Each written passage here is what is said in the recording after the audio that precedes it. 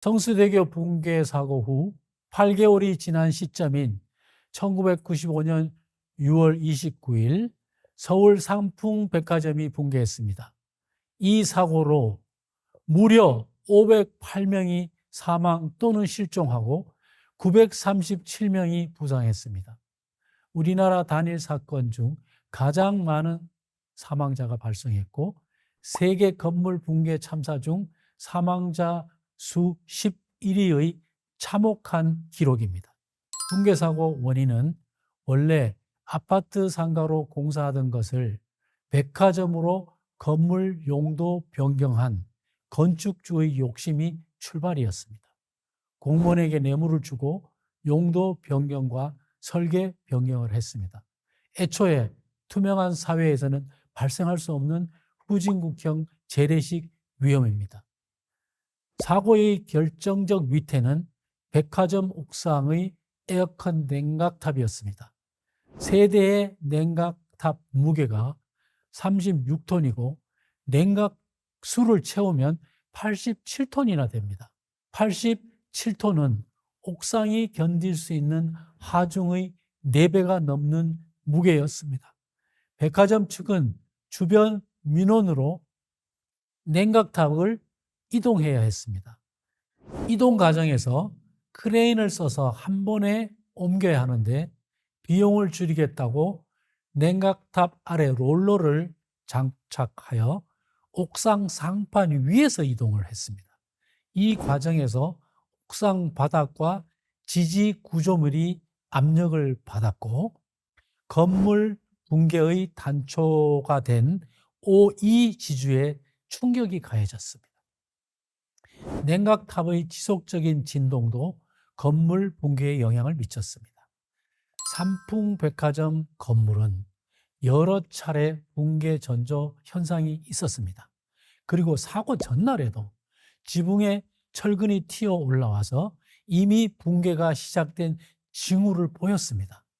붕괴 약 3시간 전인 오후 3시경에 구조기술자가 도착해서 백화점 임원진을 대동하고 안전진단을 실시하였습니다.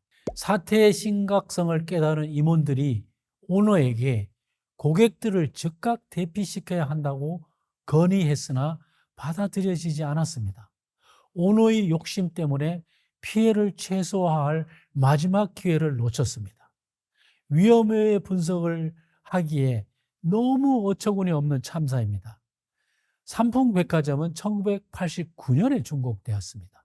준공 후 불과 6년 만에 조그만 건물도 아니고 수천 평에 달하는 백화점 건물이 무너졌습니다. 이 참사의 위태는 한국 사회의 부조리를 모두 포함하고 있습니다. 애초의 상가에서 백화점으로 건축 설계 변경 인허가, 백화점 증축과 관련된 인허가는 뇌물 없이는 가능하지 않았을 것입니다. 뇌물죄는 대법원 판결에서도 인정되었습니다. 붕괴 조짐이 보이는 상황에서도 매출 감소 걱정에 오너는 임원들의 탈출 조치 결정을 막았습니다. 오너가 안전 전문가가 아닙니다. 안전에 관한 판단은 직무와 권한에 의해 해당 임원이 하도록 했어야 했습니다. 그런데 건물 붕괴 사고의 위태로서의 부조리는 삼풍 사고 이후에도 우리나라에서 완전히 근절되지는 않았습니다.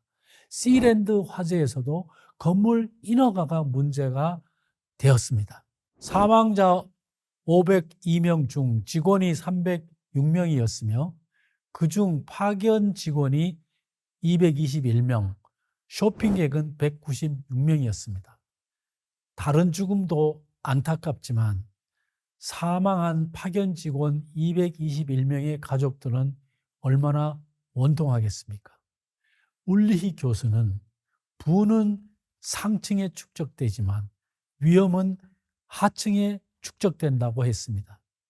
빈곤은 위험을 만연시키는데 삼풍백화점 지하 매장에서 일하던 사람들은 더 큰 위험을 떠안고 있었던 셈입니다. 피싱은 개인정보 프라이빗 데이터와 낚시, 피싱의 합성어입니다.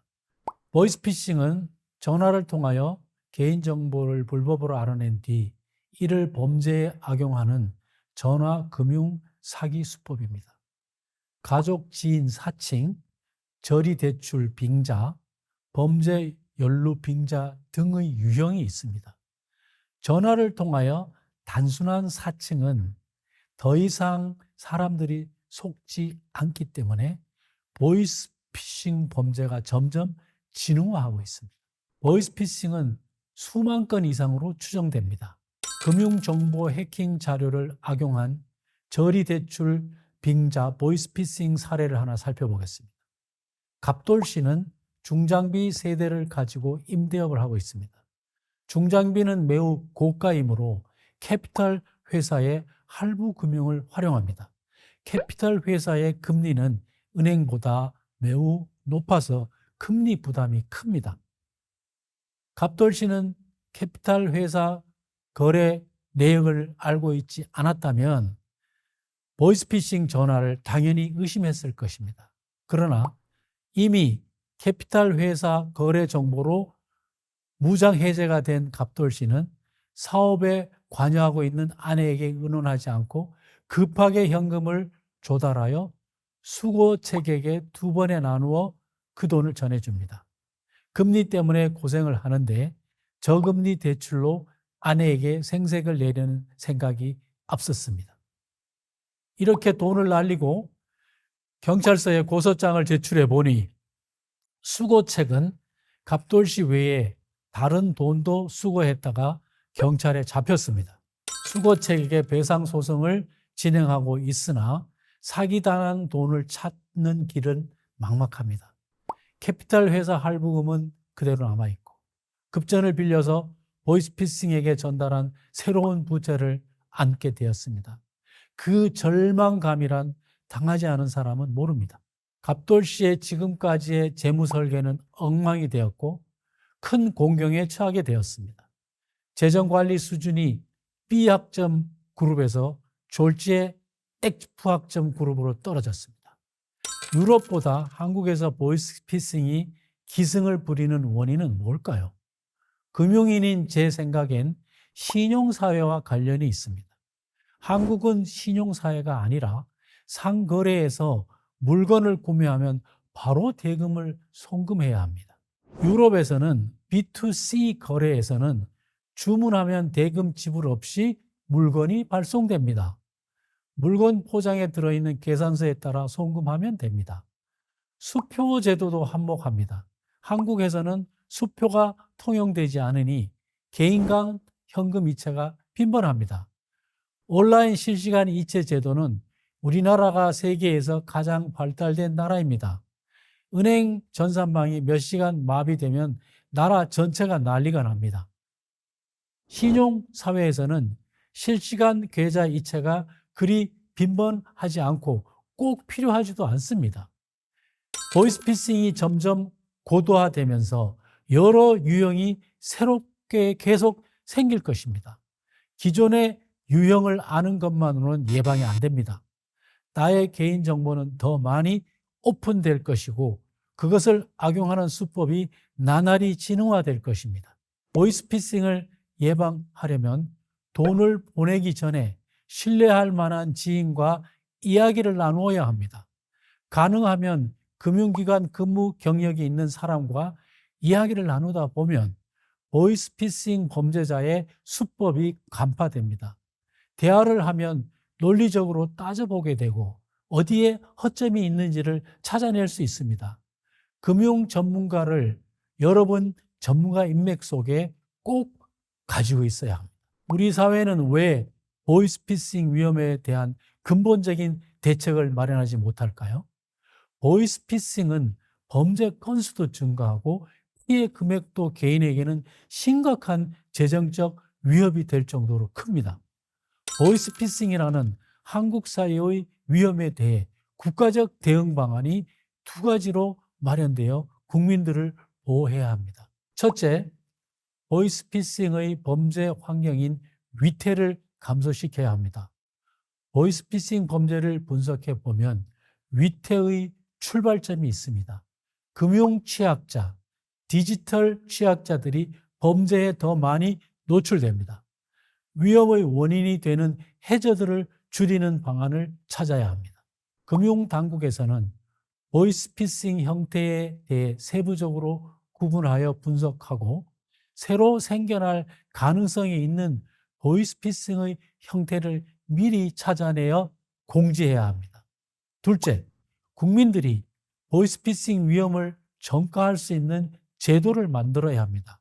위험 전가 방식은 보이스피싱 구제 공제회나 보험 상품의 형태를 가질 수 있습니다. 대수의 법칙으로 사고율을 산정할 만한 충분한 가입자가 있어야 합니다. 대수의 법칙이란 관찰 대상의 수를 늘려갈수록 집단의 성격이 진실값에 가까워진다는 통계 법칙으로 보험료 계산에 활용됩니다. 보이스피싱으로부터 보호받고자 하는 다수의 가입자가 있으면 평균 사고율을 산정할 수 있고 보험 상품을 설계할 수 있습니다. 정부도 예산을 지원하여 보험료가 적정한 수준에서 결정되도록 하면 가입자를 늘릴 수 있습니다. 보험사나 공제에는 보험금을 지급하고 전문가를 두어 범죄단체를 추적하여 일부라도 환수할 수 있습니다. 보이스피싱은 누구나 피해자가 될 수 있습니다. 여러분은 한국 사회는 위험 사회임을 명심하고 위험 관리에 대해 잘 학습하기 바랍니다. 여러분이 보고 있는 표는 지난 30년 동안 발생한 대형 사고 리스트입니다. 1994년 성수대교 붕괴 사고로부터 이태원 참사에 이르기까지 많은 국민들이 사상을 입었습니다. 당사자와 가족들까지 포함하면 많은 수의 사람들이 한국 사회가 위험 사회인 것을 절감하고 있습니다. 위험 관리 측면에서 우리가 주목하는 것은 위태, 손인, 손해의 과정으로 나타나는 위험입니다. 부실공사, 보수관리 소홀, 공사장 안전조치 미흡, 규정 위반, 인허가 비리, 선박 운행 안전관리 미흡, 상품 안전관리 미흡, 밀집 인파 관리 소홀, 제방 범람, 인화물질 관리 소홀, 전세 제도 모순 등이 위험의 근본적인 원인, 즉 위태입니다. 헌법 제34조 6항은 국가는 재해를 예방하고 그 위험으로부터 국민을 보호하기 위하여 노력한다라고 정하고 있습니다. 국민들은 위험으로부터 보호받을 권리가 있습니다. 위험 사고가 발생한 후의 비상 조치도 중요하지만 위험의 원인이 되는 위태를 감소시키는 사회 운영 체계를 수립해야 합니다. 우리나라는 선진국 대열에 들어섰지만 선진국 수준의 위험과 개발도상국형 재래식 위험이 공존하는 이중적 위험 사회라는 것을 이 리스트는 말해주고 있습니다.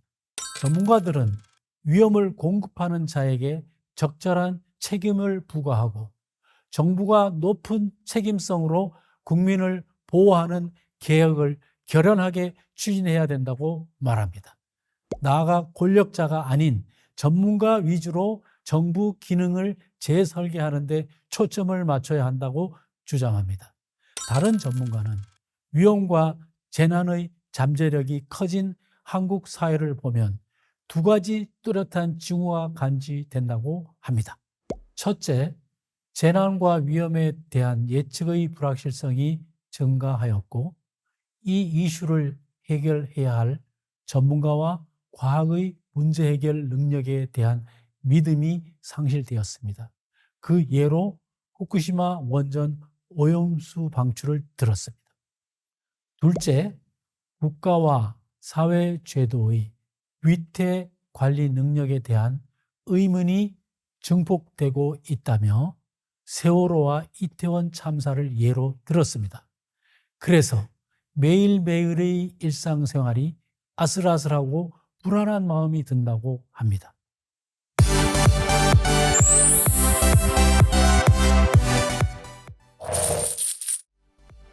위험은 불확실성에 대한 보상이 주어지지 않고 손해만 발생하며 위기는 위험과 기회의 두 가지 의미를 가지고 있습니다. 리스크는 다운사이드 리스크와 업사이드 리스크로 구분하며 업사이드 리스크는 투자 관리에서 이익의 가능성입니다. 위험은 위태 즉 해저드에서 시작되어 손해의 원인 즉 손인을 거쳐 손실로 이어집니다. 해저드가 반드시 손인이 되는 것은 아니며 손인이 반드시 손실로 이어지는 것도 아닙니다. 위험 관리를 이해하기 위해서는 위태, 손인, 손실의 개념을 확실하게 이해해야 합니다. 성수대교 붕괴, 삼풍 백화점 붕괴 등 사건, 사고를 분석하여 위태를 찾아왔습니다. 한국 사회가 선진국 수준의 위험과 개발도상국형 재래식 위험이 공존하는 이중적 사회라는 것을 알 수 있습니다. 헌법은 국가가 재해를 예방하고 그 위험으로부터 국민을 보호하기 위해 노력해야 한다고 규정하고 있습니다. 개인 위험 관점에서 한국의 위험 사회성을 올바로 인식하고 단기적으로는 스스로 위험 관리에 관심을 가져야 합니다. 지금까지 위험에 대한 개념과 한국의 위험 사회성에 대해 알아보았습니다. 여러분들이 이중적 위험 사회성을 이해하고 자신의 위험에 대한 성찰에 도움이 되었기를 바랍니다.